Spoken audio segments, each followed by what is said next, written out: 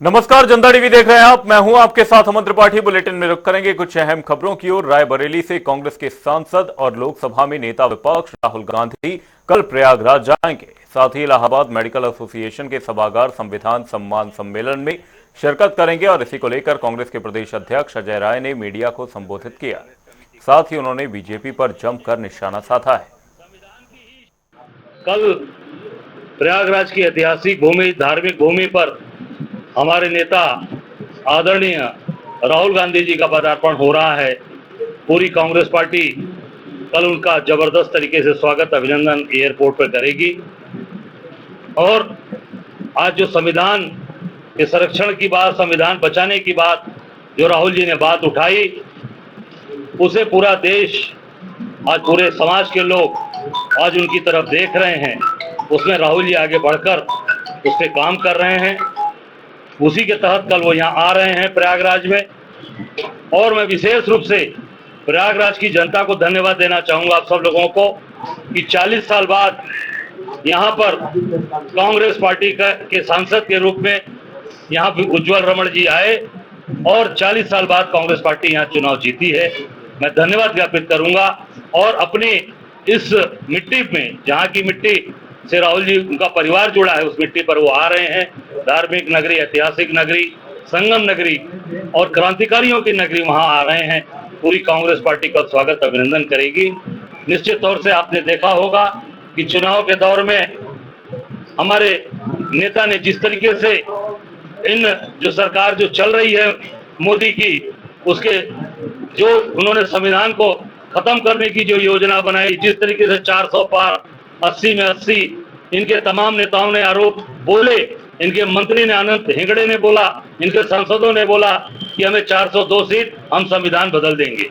उसके पूरी तरीके से उसको हमारे नेता ने पकड़ा और संविधान की बात की, जिससे पूरे देश के अंदर एक जागरूकता आई। विशेष रूप से उत्तर प्रदेश के अंदर, जहां पूरी ताकत के साथ उत्तर प्रदेश के लोग खड़े हुए। कोलकाता में डॉक्टर के साथ हुई घटना के बाद पूरे देश में आक्रोश देखा जा रहा है, तो वहीं एशिया की सबसे बड़ी बार इलाहाबाद हाईकोर्ट बार ने इस मुद्दे पर मार्च निकाला है।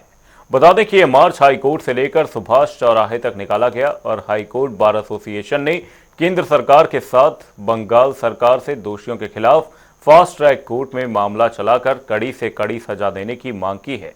इसी को लेकर जनता टीवी ने एक रिपोर्ट तैयार की है, देखिए।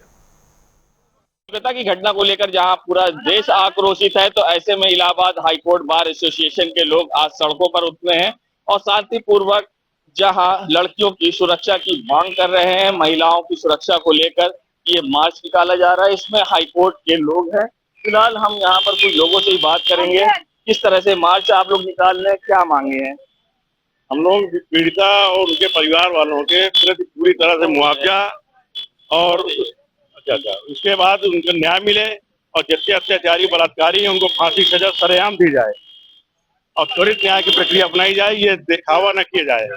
बंगाल सरकार को चेतावनी दी जाती है कि वो पूरी तरह से निष्पक्ष जांच करके सारे दोषियों को सजा दी जाए।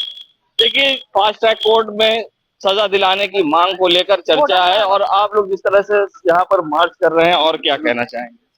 हम यही कहना चाहेंगे कि ये बलात्कारियों को, जो इसकी क्रूरता और हैवानियत भरी का कारनामा करते हैं, इनको सख्त से सख्त सजा दिया जाए और इनकी इस क्रूरता पे इनको फांसी की सजा सरेआम चौराहे पे, ताकि नजीर पेश हो और इस तरीके का अपराध दोबारा ना हो। देखिए, जिस तरह से इस्लामिक कंट्रियों में सजा दी जाती है, उस तरह की मांग की जा रही, मगर यहाँ पर कानून है और कानून के ही दायरे में रहकर काम होगा। और कानून के आप लोग न्याय प्रिय लोग हैं, क्या कहेंगे?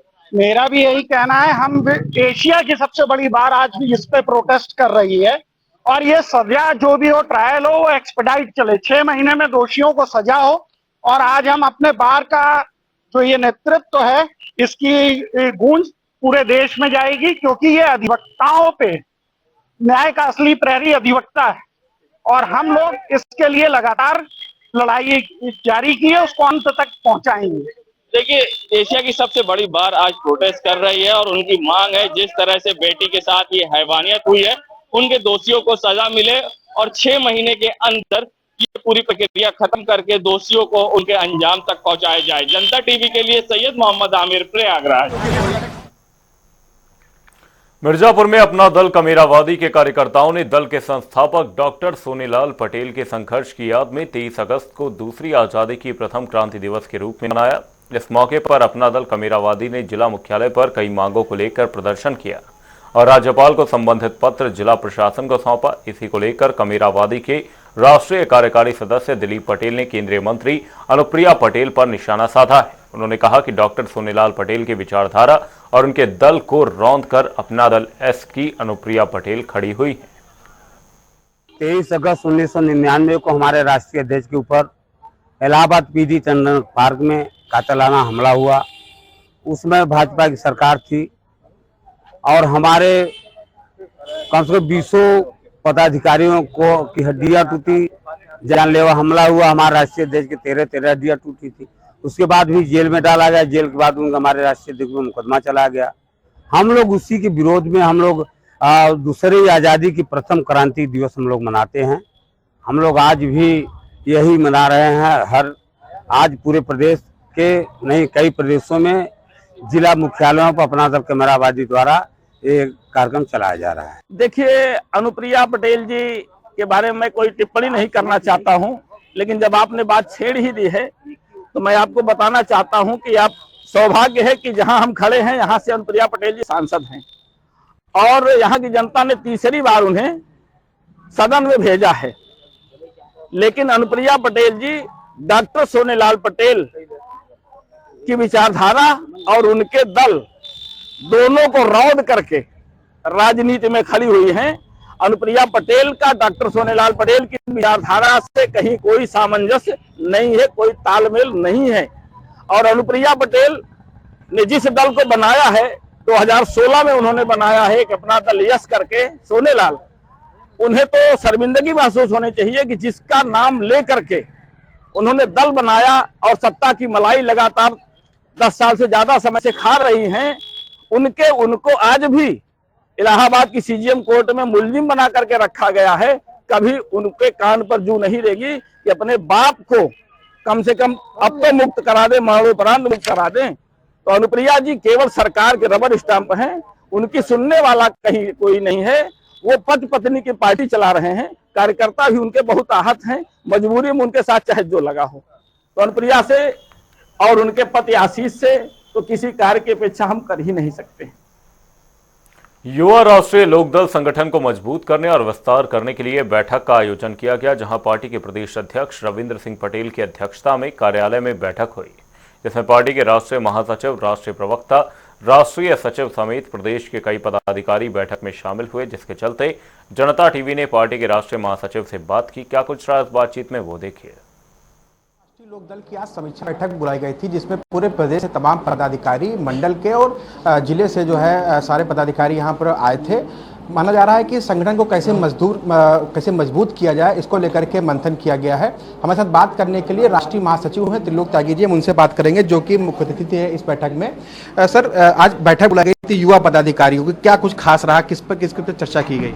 देखिए, आज रविंद्र पटेल जी ने अपने पूरे प्रदेश के पदाधिकारी, क्षेत्र के अध्यक्षों की सबकी बैठक बुलाई और उसमें संगठन को मजबूत करने पर, पार्टी को मजबूत करने पर बल दिया गया और ये तय किया गया कि 1 महीने के अंदर पूरे प्रदेश में संगठन खड़ा किया जाएगा और पार्टी को ताकत देने का काम होगा। जब युवा लोकदल मजबूत होगा तभी लोकदल मजबूत होगा, तभी अजीत जैन चौधरी की नेतागिरी बढ़ेगी। तो इसलिए हम इस दिशा में काम कर रहे हैं और मैं अभी 5 बजे जो इनके क्षेत्रों के अध्यक्ष हैं, युवा के जो प्रमुख साथी हैं, उनकी कमेटी है, उसके साथ इस कमरे में फिर बैठूंगा और मैं उनसे पता करूंगा क्या क्या आपने किया, क्या क्या और करना है। इस काम पर हम आगे बढ़ रहे हैं और मुझे उम्मीद है कि ये नौजवान लोकदल को उत्तर प्रदेश में बड़ी ताकत देंगे और जैन चौधरी उत्तर प्रदेश के नहीं देश के बड़े नेता बन जाएंगे, ऐसी मुझे उम्मीद है। जैसा कि माना जा रहा है उपचुनाव भी नजदीक है, क्या लगता है पार्टी का क्या स्टैंड रहेगा इसको लेकर के? पार्टी का ये स्टैंड है कि हमने अपने अध्यक्ष राम आशीष राय जी को कह दिया कि आप 10 के 10 विधानसभा में जाओ और वो कल गाजियाबाद हैं, 25 तारीख को खैर में हैं, फिर वो मुरादाबाद भी जाएंगे, मीरापुर भी जाएंगे और पूरब की 2 सीट पे हो आए हैं। 10 के 10 पर राम आशीष राय जी, हमारे अध्यक्ष जी बैठक कर रहे हैं, कार्यकर्ताओं को तैयार कर रहे हैं और एनडीए को जिताने की तैयारी कर रहे हैं। युवाओं को भी जो है कहा जा रहा है कि बैठक में मंथन किया गया कैसे रोजगार उनको किया जाए इसके लिए। नहीं, वो जयंत चौधरी उस पर विचार कर रहे हैं, हम लोग कर रहे हैं कि लघु उद्योग लगें, लोगों को काम दिया जाए, स्किल के द्वारा दिया जाए, लघु उद्योग के द्वारा दिया जाए, क्योंकि सबको बड़ी फैक्ट्री में तो मिल नहीं सकता, सबको सरकारी नौकरी में नहीं मिल सकता, तो किसी का स्किल डेवलपमेंट कर रहा है वो अपना काम खोले, कुछ को लघु उद्योग लगाया जाए, कुछ छोटी छोटी फैक्ट्री लगाई जाए, जूता कपड़ा दिया सालाई माचिस मोमबत्ती ये तमाम काम छोटे उद्योग से हो सकते हैं। एक उद्योग में 50-100 लड़के काम करेंगे, जो नौजवान लगाएगा उस पत्नी भी काम करेगी, उसका भाई भी करेगा, उसके दोस्त भी करेंगे, तो बेरोजगारी खत्म होगी। यही चौधरी चरण सिंह और महात्मा गांधी चाहते थे कि लघु उद्योग को बढ़ा दिया जाए, हम उस परिकल्पना को आगे बढ़ाना चाहते हैं। तो ये थे बात करने के लिए राष्ट्रीय महासचिव त्रिलोक त्यागी जी, जिन्होंने बताया कि जो है यहाँ पर महत्वपूर्ण बैठक जो बुलाई गई थी, संगठन को कैसे मजबूत किया जाए, और तमाम जो बैठक में प्रदेश स्तर से तमाम जो है पदाधिकारी यहाँ मौजूद हुए थे, और साथ ही साथ उन्हें रोजगार कैसे जो है आगे दिया जाए उसको लेकर के भी इस बैठक में मंथन किया गया। कैमरामैन रियाज के साथ में अंकुश जायसवाल, जनता टीवी, लखनऊ। बुलेटिन में रुक करेंगे लखनऊ से एक बड़ी खबर की और बड़ी खबर बड़ी जानकारी सामने इस वक्त की है। बड़ी खबर आपको बता रहे हैं, अंतर्राष्ट्रीय कंप्यूटर ओलंपिक का शुभारंभ किया गया है। डिप्टी सीएम ब्रजेश पाठक ने कार्यक्रम का उद्घाटन किया। 23 से 26 अगस्त तक यह प्रतियोगिता आयोजित की जाएगी। 4 दिवसीय यह अंतर्राष्ट्रीय ओलंपियाड होगा, जिसमें थाईलैंड, श्रीलंका, नेपाल, भूटान से भी बच्चे शामिल होंगे। लखनऊ सीएमएस के छात्र छात्राएं परिजन भी इस मौके पर पहुंचे। सीएमएस राजेंद्र नगर के ऑडिटोरियम में यह कार्यक्रम रखा गया। ये बड़ी खबर बड़ी जानकारी लखनऊ से आपको बता रहे हैं। सीएमएस राजेंद्र नगर ऑडिटोरियम में कार्यक्रम रखा गया। अंतर्राष्ट्रीय कंप्यूटर ओलंपिक का शुभारंभ किया गया। डिप्टी सीएम ब्रजेश पाठक इस कार्यक्रम का उद्घाटन करते नजर आए। 23 से 26 अगस्त तक प्रतियोगिता आयोजित की जाएगी। 4 दिवसीय अंतर्राष्ट्रीय ओलंपियाड होगा, जिसमें थाईलैंड, श्रीलंका, नेपाल, भूटान से भी बच्चे शामिल होंगे। बुलेटिन में रुक करेंगे ताबड़तोड़ खबरों की ओर। आजमगढ़ में पुलिस भर्ती परीक्षा का मामला, शांतिपूर्ण ढंग से हुई परीक्षा संपन्न। चप्पे चप्पे पर पुलिस प्रशासन की रही नजर। लखनऊ में युवा राष्ट्रीय लोकदल की बैठक, प्रदेश अध्यक्ष रविंद्र सिंह पटेल की अध्यक्षता में बैठक। राष्ट्रीय महासचिव, राष्ट्रीय सचिव, राष्ट्रीय प्रवक्ता समेत अन्य लोग शामिल। बुलंदशहर में रिटायर्ड फौजी की बेरहमी से की गई पिटाई, मारपीट का वीडियो हुआ वायरल। पीड़ित की तहरीर पर 10 लोगों के खिलाफ एफआईआर दर्ज। मुजफ्फरनगर में एंटी करप्शन टीम ने की कार्रवाई, बिजली विभाग के कर्मचारी को रिश्वत लेते किया गिरफ्तार। मौके पर भारी पुलिस बल रहा मौजूद।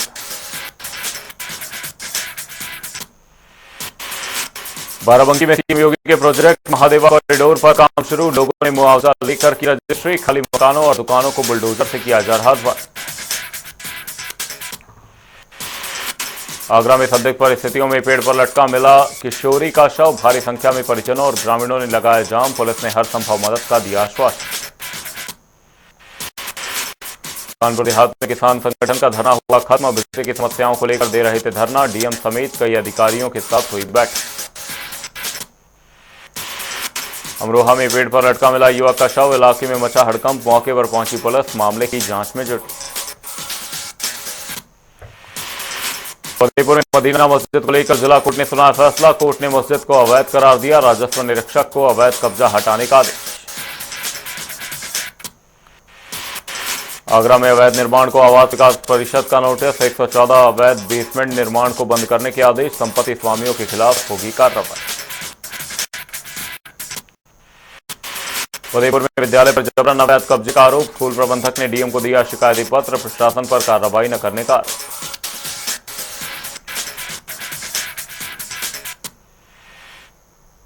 फिलहाल के लिए इस बुलेटिन में सिर्फ इतना ही। कहीं जाएगा नहीं, जनता टीवी पर खबरों का सिलसिला रहेगा जारी। तब तक के लिए नमस्कार।